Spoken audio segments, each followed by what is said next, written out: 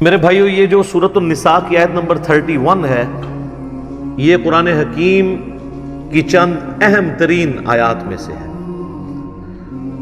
اور شاید یہ ان آیات میں سے ہے جو ہر شخص کی بنیادی ضرورت ہے۔ اس لیے میں اس آیت کے اوپر تھوڑی تفصیلی گفتگو کروں گا۔ اس کے اندر اللہ تعالیٰ نے گناہ کے حوالے سے جو اپنا پوائنٹ آف ویو ہے وہ کھول کر بیان کر دیا ہے کہ میں کن گناہوں کے بارے میں زیادہ سختی فرماؤں گا اور کن کے بارے میں زیادہ سختی نہیں فرماؤں گا۔ پہلے اس آیت کو کور کرتے ہیں، پھر انشاءاللہ اس کے کانٹیکسٹ میں کراس ریفرنس کے طور پہ قرآن حکیم سے کچھ آیات پیش کروں گا گناہ کبیرہ کے پوائنٹ آف ویو سے، اور کچھ صحیح الاسناد احادیث بھی انشاءاللہ اس حوالے سے ڈسکس کریں گے۔ اعوذ باللہ من الشیطان الرجیم، بسم اللہ الرحمن الرحیم۔ ان تجتنبوا کبائر ما تنہون عنہ، اگر تم ان بڑے بڑے گناہوں سے بچ جاؤ گے جن سے ہم نے تمہیں روکا ہے، نکفر عنکم سیئاتکم، تو باقی سارے گناہ ہم تمہارے ویسے ہی معاف کر دیں گے، محو کر دیں گے۔ وَنُدْخِلْكُمْ مُدْخَلًا كَرِيمًا، اور ہم تمہیں داخل کریں گے عزت والی جگہ پر، یعنی اللہ نے جو رحمت کا مقام اپنا رکھا ہے، جنت۔ اللہم اجعلنا منہ، آمین۔ اللہم انا نسألک جنت الفردوس مع النبیین والصدیقین والشہداء والصالحین، آمین۔ تو یہاں پہ بنیادی فلسفہ اللہ نے بیان کر دیا ہے کہ اگر تم بڑے بڑے گناہوں سے بچ جاؤ گے نا، چھوٹوں سے ہم ویسے ہی درگزر کر دیں گے۔ یہ بہت بڑی بات ہے، اور یہ ٹاپک جو ہے قرآن حکیم میں دو مقامات کے اوپر جو ہے وہ اس انداز میں بیان ہوا ہے کہ جس سے پوری ڈاکٹرن کلیئر ہو جائے گی۔ ایک مقام یہ ہے، اور ایک پارہ نمبر 27 کے اندر سورۃ النجم کی آیت نمبر ہے 32، وہ آیت بھی میں ساتھ کور کر دیتا ہوں تاکہ آپ کو کراس ریفرنس کے طور پہ یہ پتہ چل جائے۔ الذین یجتنبون کبائر الاثم، وہ لوگ جو کہ بڑے بڑے گناہوں سے بچ جاتے ہیں، والفواحش، اور بے حیائی کے کاموں سے، الا اللمم، سوائے چھوٹی موٹی چیزیں جو ہو جاتی ہیں، یعنی اس کو اللہ نے خود ہی بینیفٹ دے دیا، چھوٹی موٹی چیزوں کو ہم درگزر کر دیں گے۔ یہ الا اللمم، چھوٹی موٹی چیزیں۔ ان ربک واسع المغفرہ، بے شک تیرا رب وسیع مغفرت والا ہے۔ هو اعلم بکم، وہ تو تمہیں اس وقت سے جانتا ہے، اذ انشأکم من الارض، جب تم زمین سے پیدا ہوئے تھے، پھوٹے تھے زمین سے۔ انسان کی جو خوراک ہے وہ زمین سے آتی ہے، اور اسی خوراک کا جوہر ہے جو اللہ تعالیٰ نے مرد و عورت کے تعلق کے ساتھ پیدائش کا ذریعہ بنایا ہے، اس لیے الٹیمیٹلی ہر انسان بھی زمین سے ہی ہوگا۔ یہ ہے اس کے اندر باریکی۔ وَإِذْ أَنْتُمْ أَجِنَّةٌ فِي بُطُونِ أُمَّهَاتِكُمْ، اور وہ اس وقت بھی تمہیں جانتا ہے جب تم ایک جنین کی شکل میں، ایک ایمبریو کی شکل میں رحم مادر میں تھے، ماں کے شکم میں تھے، وہ اس وقت سے تمہیں جانتا ہے۔ یعنی اللہ تعالیٰ سے کون سی انسان کی چیزیں چھپی رہ سکتی ہیں۔ فَلَا تُزَكُّوا أَنفُسَكُمْ، تو مت کہا کرو اپنے آپ کو کہ میں بڑا پرہیزگار اور نیک ہوں۔ هُوَ أَعْلَمُ بِمَنِ اتَّقَىٰ، وہ خوب جانتا ہے کہ کون کتنا متقی ہے۔ اللہ کہہ رہے زمین سے جب تم اگے تھے، سر یہ اللہ ہی ڈیٹا رکھ سکتا ہے کہ زمین سے جو گندم اگنی ہے، یہ گندم کس نے کھانی ہے، اور باقی چیزیں جو انسان استعمال کرتا ہے، اس سے پھر وہ جو قطرہ بننا ہے منی کا اور مرد و عورت کا جو ملاپ، پوری کی پوری چیزیں، یعنی بالکل جسے کہتے ہیں نا بنیاد تک اللہ تعالیٰ کے علم میں ہے۔ تو اللہ تعالیٰ کو کوئی اپنے نیکوکاری کا احسان نہیں جتا سکتا، اللہ کو پتہ ہے کون کتنا نیک ہے۔ تو اس میں بھی آیا الا اللمم، ہم جو باریک چیزیں ہیں نا، اس میں نہیں پڑیں گے. اگر موٹی موٹی چیزوں سے بچ لیا, لیکن اب وہ موٹی چیز میں ساتھ بے حیائی کو بھی ذکر کر دیا, یعنی بے حیائی اتنی موٹی تھی کہ اسے موٹی چیز میں سے بھی نکال کے الگ سے بیان کیا.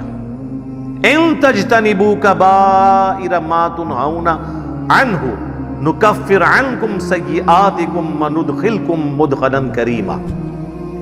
بڑے بڑے گناہوں سے بچو گے تو چھوٹے گناہوں سے ہم درگزر کر دیں گے اور تمہیں عزت کے مقام میں داخل کریں گے.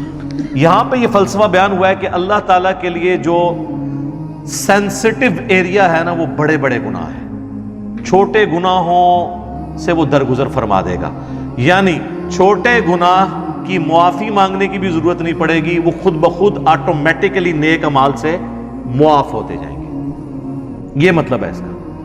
بڑے گناہ تو معافی مانگنے سے اور آئندہ اس گناہ کو نہ کرنے کا پکا عہد کرنے سے معاف ہوں گے, لیکن چھوٹے گناہ نیکیوں سے آٹومیٹکلی دھل جائیں گے.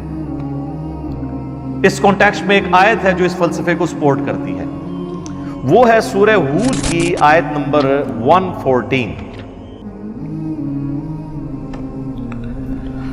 وَأَقِمِ الصَّلَاةَ طَرَفَيِ النَّهَارِ وَزُلَفًا مِّنَ اللَّيْلِ, اور نماز کو قائم رکھو دن کے دونوں کناروں پر اور رات کے حصوں میں بھی.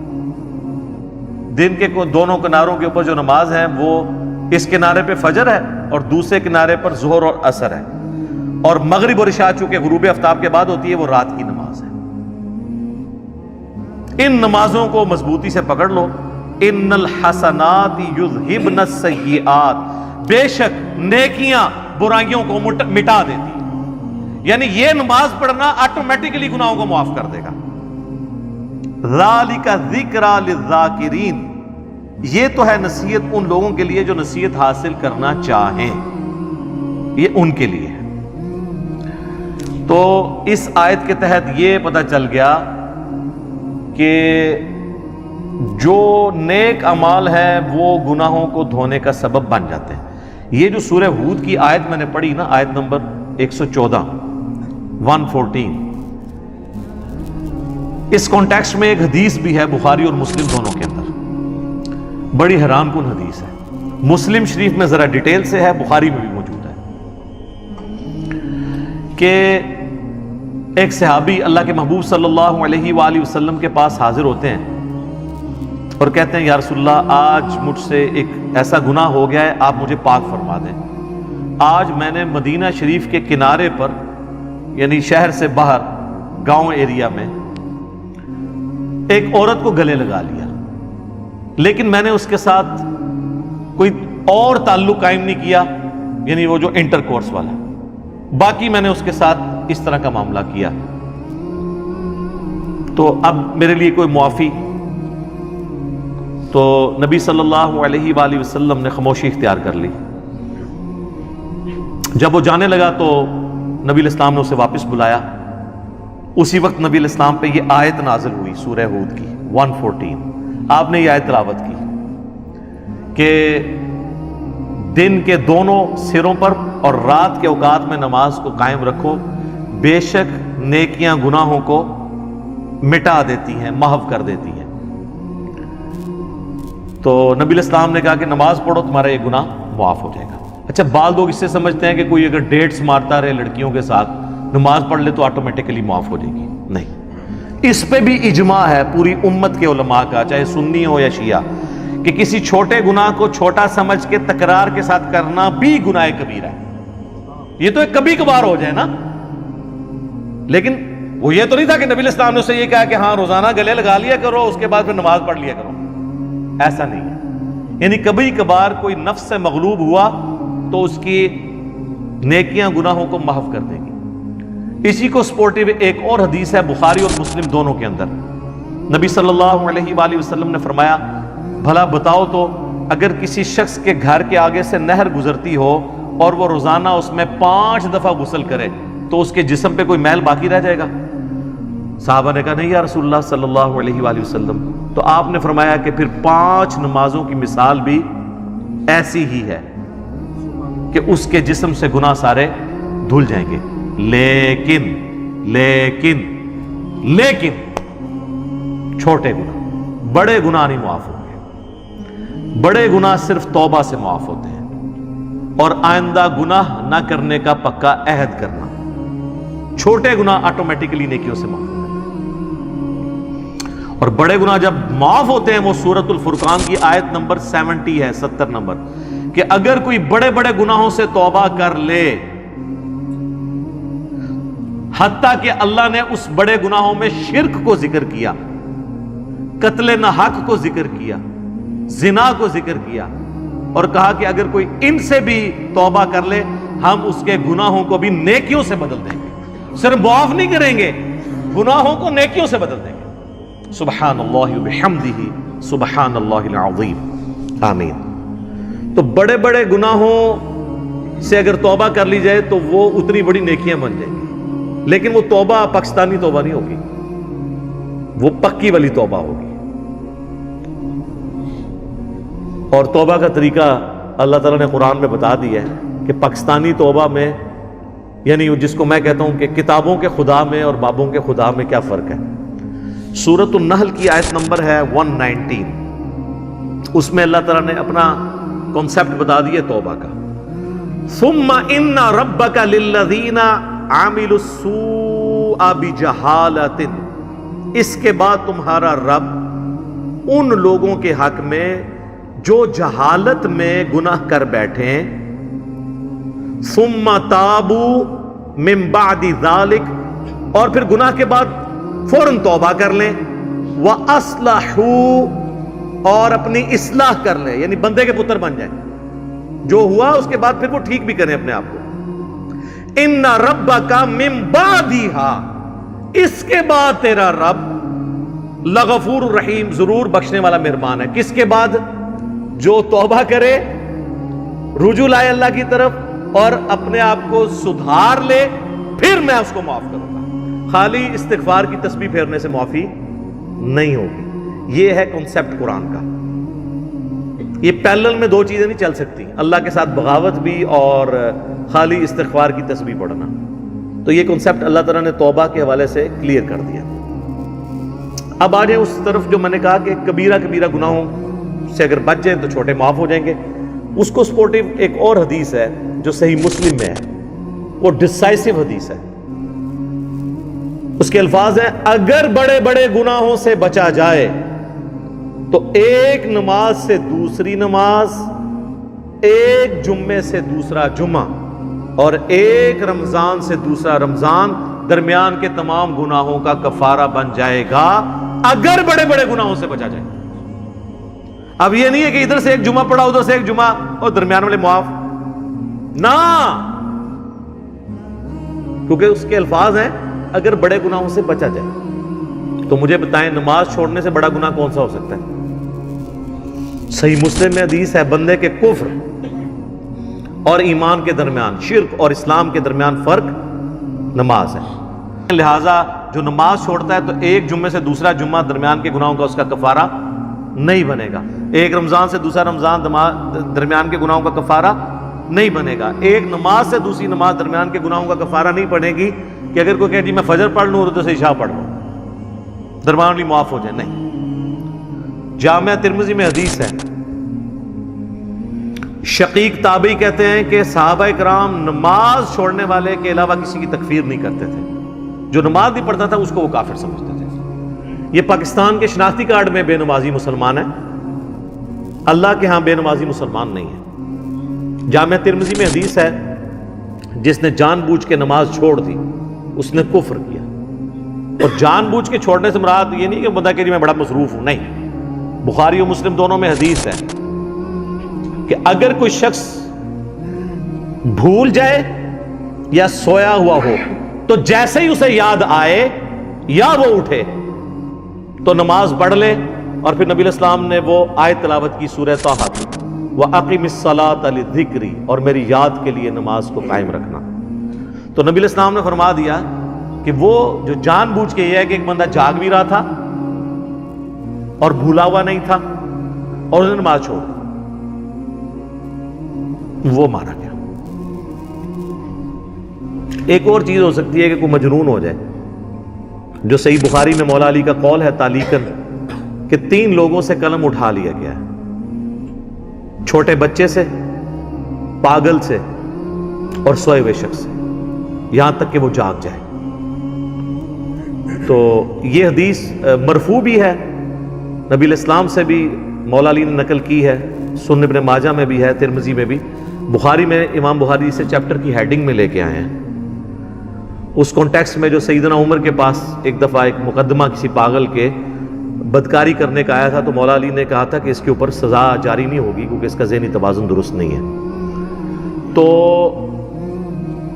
پاگل کوئی ہو گیا ہے، سویا ہوا ہے، بھول گیا ہے، تو پھر معاملہ الگ ہے، ورنہ آپ نے نماز پڑھنی ہے، اور نماز چھوڑنے کی معافی جو ہے وہ نیک اعمال سے نہیں ہوگی، کیونکہ یہ تو فرض ہے، اسی طریقے سے باقی جو فرائض ہیں۔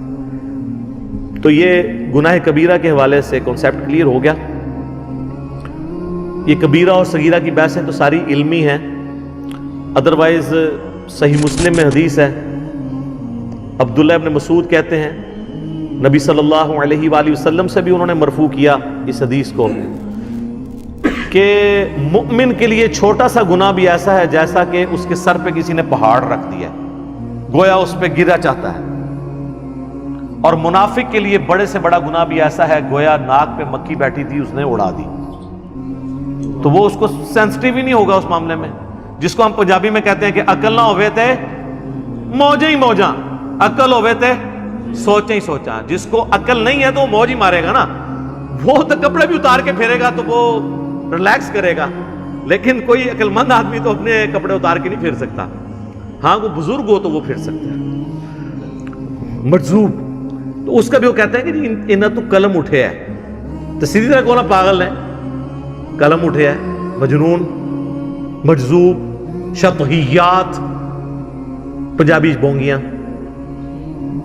تو آپ دیکھ لیں کتنے ننگے پیر ہیں، ہمارے کتنے پرائم منسٹر ہیں جو وہ ان ننگے پیروں کے پاس جا کے بیٹھتے تھے اور جا کے ان سے تھاپڑے مرواتے تھے۔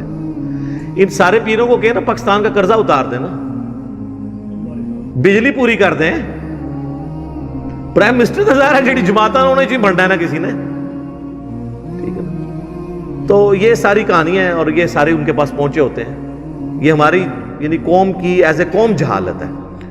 تو اللہ تعالیٰ نے گناہ کبیرہ کے حوالے سے بتا دیا۔ اب آخر میں اگر میں لسٹ کا ذکر کروں، یہ ایک تلخ چیز تھی جو میں نے اس آیت کے کانٹیکسٹ میں آخر میں رکھی ہے کہ یہ ہماری بدقسمتی کہہ لیں کہ اکثر گناہ جو ہمیں معلوم ہے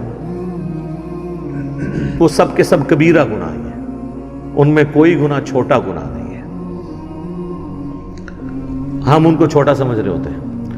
اگر آپ کو یہ سارے گناہوں کی لسٹ چاہیے نا تو بخاری مسلم کے حوالے سے مشکات المصابیح میں اگر آپ چلے جائیں نا تو مشکات کے شروع ہی میں پہلی جلد کے اندر آپ کو ایک چیپٹر ملے گا گناہ کبیرہ کا بیان، چونکہ یہ کمبائنڈ فارم میں نوٹس ہیں مشکات میں، اسی لیے بار بار ایمفسائز کرتا ہوں کہ مشکات ضرور لیں۔ مثلا پہلی حدیث اس چیپٹر میں وہ بخاری اور مسلم دونوں سے لے کے آئے کہ عبداللہ ابن مسعود رضی اللہ تعالیٰ عنہ کہتے ہیں کہ نبی علیہ السلام سے کسی نے عرض کیا کہ اللہ کے نزدیک سب سے بڑا گناہ کون سا ہے؟ تو آپ نے فرمایا کہ تم اللہ کا شریک بناؤ حالانکہ اس نے تمہیں پیدا کیا ہے، یعنی شرک سب سے بڑا گناہ۔ اس نے پوچھا اس کے بعد، فرمایا اس اندیشے سے بچے کو قتل کر دو کہ وہ تمہارے ساتھ کھائے گا۔ اولاد کو اس لیے سے ایک فیملی پلاننگ ہے وہ الگ چیز ہے، اس کا جواب موجود ہے، اس میں میری ویڈیوز ریکارڈ ہے۔ ایک یہ کہ پریگنینسی آئیڈینٹیفائی ہو گئی ہے اور آپ بچے کو قتل کر دیتے ہیں یا بچوں سمیت خودکشی کر لیتے ہیں، جو پاکستان میں خبریں اکثر آتی رہتی میڈیا میں۔ اس نے عرض کیا اس کے بعد تو فرمایا اپنی پڑوسی کی بیوی کے ساتھ بدکاری کرنا، بدکاری تو کسی کے ساتھ بھی کرنا برا ہے لیکن پڑوسی کا چونکہ حق ہے اس لیے اس کو ذکر کیا۔ پھر نبی صلی اللہ علیہ وآلہ وسلم نے سورۃ الفرقان کی آیت تلاوت کی، والذین لا يدعون مع اللہ الہا آخر ولا يقتلون النفس التي حرم اللہ الا بالحق ولا يزنون، جو میں نے شروع میں بھی حدیث کا ذکر کیا تھا کہ حدیث میں 3 بڑے گناہ بیان ہیں۔ اگلی حدیث امام بخاری لے کے آئے ہیں جو مشکات والے امام نے نقل کی ہے کہ نبی علیہ السلام نے فرمایا اللہ کے ساتھ شریک بنانا، والدین کی نافرمانی کرنا، کسی کو ناحق قتل کرنا اور جھوٹی قسم اٹھانا کبیرہ گناہ ہے۔ دیکھ لیں یہ بھی کبیرہ ہے۔ اس سے اگلی حدیث بخاری اور مسلم دونوں میں ہے کہ جھوٹی قسم کی بجائے جھوٹی گواہی کا ذکر ہے اس حدیث کے اندر، کہ جھوٹی گواہی دینا بھی گناہ کبیرہ ہے۔ اس سے اگلی حدیث بھی بخاری اور مسلم دونوں میں ہے، نبی علیہ السلام نے فرمایا 7 چیزوں سے بچو۔ پوچھا کہ کون سی؟ فرمایا اللہ کے ساتھ شرک کرنا، جادو کرنا، قتل کرنا، سود کھانا، یتیم کا مال کھانا، میدان جنگ سے پیٹ پھیر کر فرار ہونا، اور پاک دامن عورتوں پر تہمت لگانا۔ یہ 7 بھی جناب کبیرہ گناہ ہے۔ میں نے کہا تھا یہ بدقسمتی ہے کہ جتنے گناہ ہمیں نون ہے نا وہ سارے کبیرہ ہیں۔ اس سے اگلی حدیث بھی بخاری اور مسلم دونوں میں ہے، نبی علیہ السلام نے فرمایا جب زانی زنا کرتا ہے اس وقت وہ مومن نہیں ہوتا، جب چور چوری کر رہا ہوتا ہے وہ اس وقت مومن نہیں ہوتا، جب شرابی شراب پی رہا ہوتا ہے وہ اس وقت مومن نہیں ہوتا، اور جب وہ یہ کام کر چکتا ہے تو یعنی ایمان اس میں سے نکل جاتا ہے، اس کے بعد اس کے اندر ایمان دوبارہ لوٹتا ہے، اور خیانت کرنے والا خائن اس وقت مومن نہیں ہوتا۔ اور پھر آخر میں الفاظ ہیں پس تم بچ جاؤ، پس تم بچ جاؤ، 2 دفعہ نبی علیہ السلام نے فرمایا۔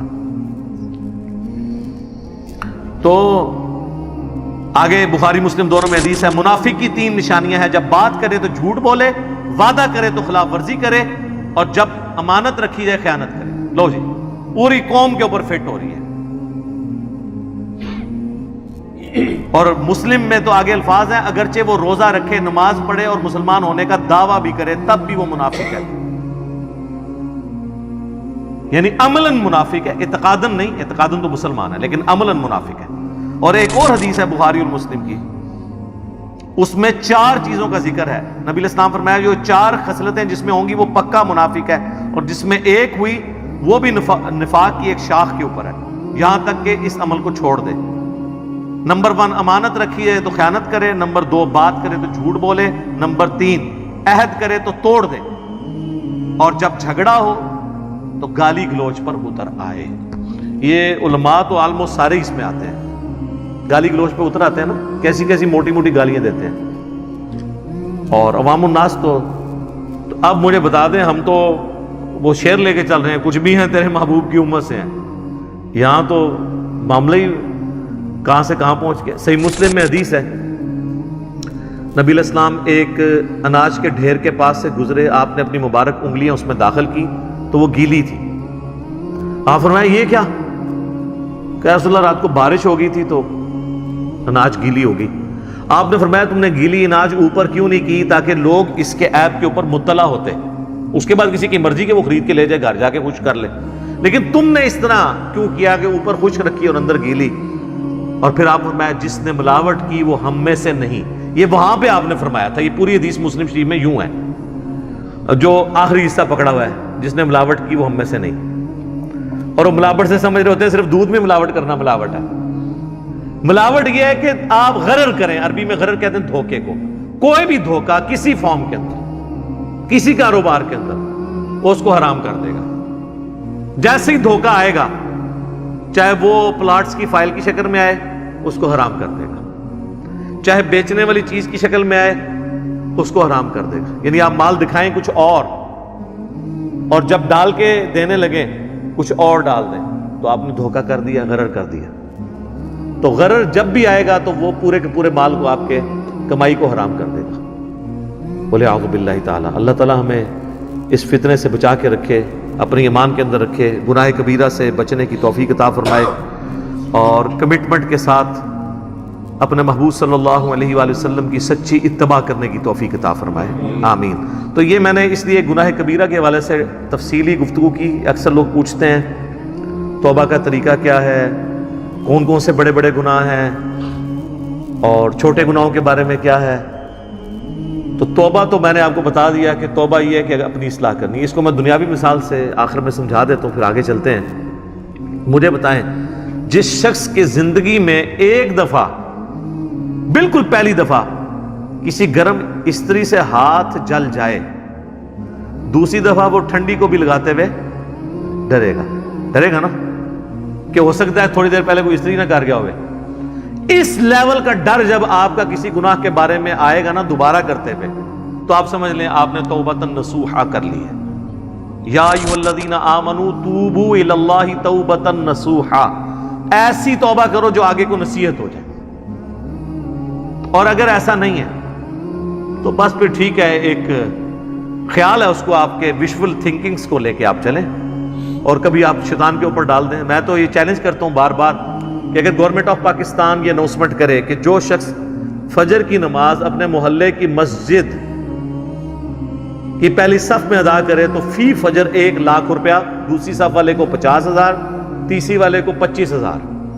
تو دنیا کے سارے شیاطین مل کے دنیا کے سب سے بڑے بے نمازی کی بھی فجر نہیں چھڑوا سکتے۔ ہاں کر کے دیکھ لیں، اگر آپ کو ہے نا ایسی آنکھ ہی نہیں کھل دی، وہ چیز میں ہوش ہی نہیں ہوتی۔ ہم نے ان لوگوں کو بھی اپنے آفس میں دیکھا ہے کہ جن کو ہوش ہی نہیں ہوتی تھی، لیکن جب انہوں نے کبھی کسی آفیشیل ٹور پہ دوسرے ملک جانا ہوتا تھا تو اللہ کے فضل سے وہ تہجد کے وقت اٹھے ہوتے تھے۔ ٹھیک ہے، تو یہ سب کے سب بہانے ہیں۔ پھر کہتے ہیں دعا کریں توفیق مل جائے۔ آج تک ہمیں کسی نے نہیں کہا کہ جی دعا کریں، ارادہ ہے گھر جا کے رات کا کھانا کھانا ہے توفیق مل جائے، نہیں، وہ کھانا ہوتا ہے۔ آج تک کسی نے ٹوائلٹ جانے سے پہلے کہا جی دعا کریں، مطلب ایک بڑا مشکل کام میں کرنے جا رہا ہوں، ہے تو مشکل کام ہے سر، پیشاب بند ہو جائے تو نہیں کھلتا، آپریشن ہوتا ہے، تو مہربانی کریں ذرا دعا کریں کہ اللہ تعالیٰ عزت سے یہ پیشاب میرا نکلوا دے، نہیں، وہ ارادہ ہوتا ہے۔ سارے کی ساری یہ دعائیں توفیقیں نیک اعمال کے بارے میں، کیونکہ وہ کرنے نہیں ہوتے۔ یہ بات ہے جو ہم نے سر کام کرنا ہوتا ہے نا۔ آج تک کبھی ہوا ہے کہ کوئی شخص ہمارے باوجداد میں بھی رپورٹ ہوا ہو، کوئی شخص مسجد میں نماز کے لیے گیا ہو تو شیطان دروازے پہ آ کے فزیکلی کھڑا ہو جائے، آج تک میں مسجد ہی نہیں وڑن دینا، اور یہ بھی نہیں ہوگا کہ اذان ہو اور آپ کے پاؤں آٹومیٹکلی مسجد کی طرف چل پڑے، یہ بھی نہیں ہوگا، ورنہ تو جنت اور جہنم کا کنسیپٹ ختم ہو جائے گا۔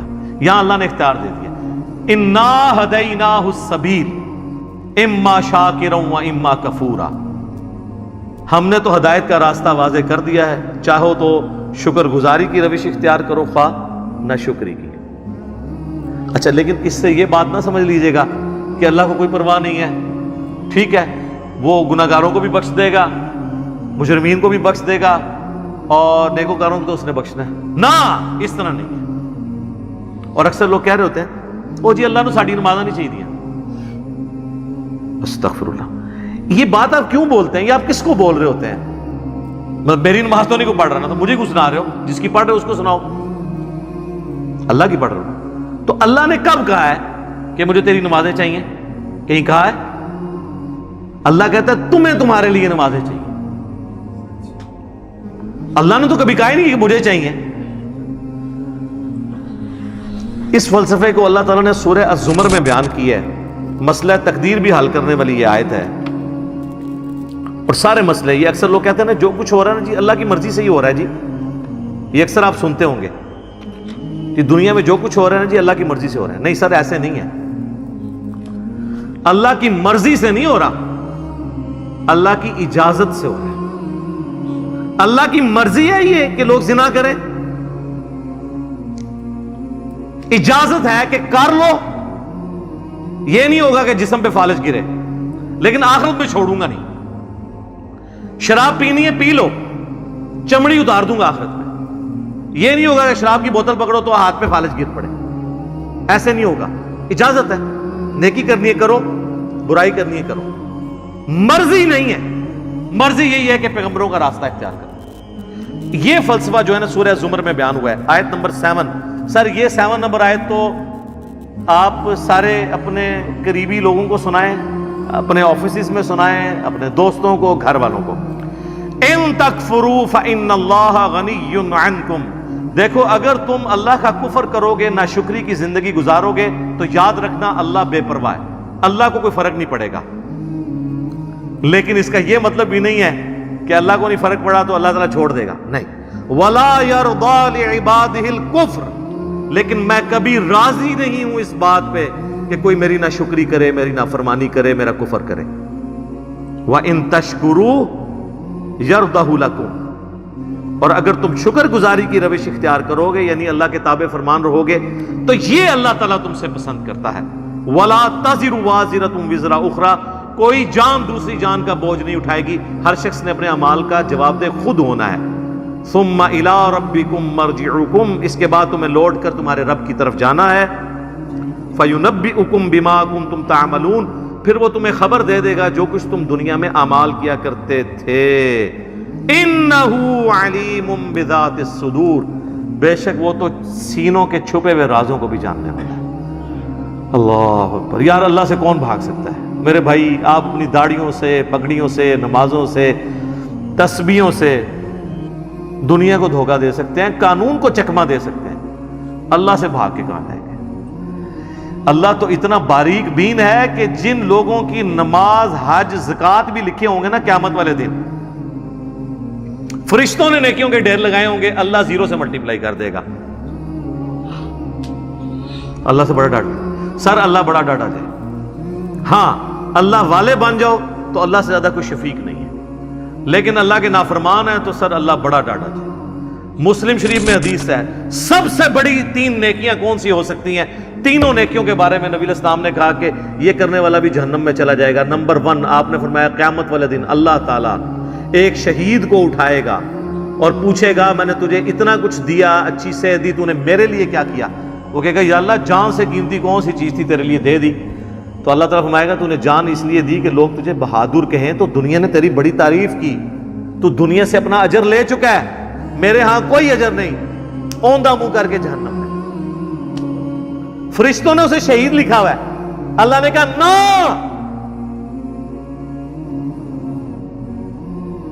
آپ اپنی نیکیوں سے فرشتوں کو بھی دھوکہ دے سکتے ہیں. فرشتے تو ظاہری مال کو لکھیں گے، ہاں جی تو یہ حساب کتاب تو بس اس خانہ پوری ہے، اصل میں تو اللہ تعالیٰ خود حساب کرنے والا ہے. اللہم حاسبنی حسابا یسیرا، آمین. پھر اللہ تعالیٰ ایک سخی کو بلائے گا کہ اتنا مال دیا تھا تو نے کیا کیا؟ وہ کہے گا یا اللہ جو بھی مجھے جگہ ملتی تھی نا کہ یہاں پہ تو نے خرچ کرنے کا کہا، میں نے کوئی جگہ نہیں چھوڑی کہ وہاں پہ خرچ نہ کیا ہو. اللہ تعالیٰ فرمائے گا تو نے اس لیے خرچ کیا کہ لوگ تیری تعریف کریں کہ یہ بڑا سخی ہے، تو دنیا میں تیری بڑی تعریف ہوتی تھی، میرے ہاں تیرے لیے کوئی اجر نہیں ہے، اوندھا منہ کر کے جہنم میں. پھر قرآن کے قاری کو بلایا جائے گا، اللہ تعالیٰ کہے گا میں نے تجھے قرآن دیا تھا، تو نے میرے لیے کیا کیا؟ کہے گا یا اللہ میں نے اتنے لوگوں کو قرآن سکھایا، قرآن کی تعلیم دی. اللہ نے فرمایا یہ اس لیے کہ لوگ تجھے قاری کہیں، تو دنیا میں تیری بڑی تعریف ہوئی، تیرے نام سے پہلے بھی 8 دمیں ہوتی تھی، بعد میں بھی 10 دمیں لگتی تھی، یہ میں اس کی تشریح کر رہا ہوں. پھر لوگ کہتے ہیں نہیں دیسی تو لکھے ہی نہیں سی ہوا، دیسی اتنا کوئی نہیں لکھا ہوتا، وہ آپ کڑنا ہوتا ہے بچوں، کیونکہ قرآن پرانا نہیں ہوتا. قرآن اگر نبی علیہ السلام کے زمانے میں بات ہو رہی ہے نا سورۃ الانفال میں کہ اپنے جو گھوڑے ہیں وہ جہاد کے لیے تیار رکھو، تو آج گھوڑوں کو ہم میزائل میں اور ایئر کرافٹس کی فارم میں اس کو ترجمے اور تشریح میں بیان کریں گے، ہمیں کوئی گلا نہیں کرے گا یہ قرآن میں گھوڑے لکھا سی تسی یہ کیوں بیان کیتا ہے. تو تسی کھوتے نہ بنو، اپنی عقل بھی استعمال کرو، وہ تو ڈاکٹرین ہوتی ہے. اللہ تعالیٰ اس کو اوندھا منہ کر کے جہنم میں پھینکے گا. سر ان 3 بڑی نیکیوں سے بڑی کو نیکی کسی کو پتا تو مجھے بتا دے. شہادت سے بڑی کوئی نیکی نہیں ہے، سب سے قیمتی چیز اللہ کو دے دینا، جان. اللہ کی راہ میں مال لوٹانا، قرآن میں نماز کے ساتھ آلموسٹ ہر جگہ انفاق فی سبیل اللہ کا حکم آیا. اور تیسرا قرآن کی تعلیم، وہ تو سر بخاری میں حدیث ہے تم میں سب سے بہتر وہ جو قرآن سیکھے اور سکھائے. ان 3 نیکیوں سے بڑی کو نیکی پاسبل نہیں ہے، لیکن 0 سے ملٹیپلائی، کیونکہ اللہ کے لیے نہیں کی. مسند احمد میں حدیث ہے جس نے دکھلاوے کے لیے روزہ رکھا اس نے شرک کیا، جس نے دکھلاوے کے لیے نماز پڑھی اس نے شرک کیا، اور جس نے دکھلاوے کے لیے صدقہ کیا اس نے شرک کیا. کی نیکی ہو گیا شرک. یہ کیا بات ہوئی؟ نماز کیسے شرک ہو گئی؟ نماز تو اللہ کی ہوتی ہے، پڑھی بھی اللہ کے لیے لیکن دکھانے کے لیے کسی کو.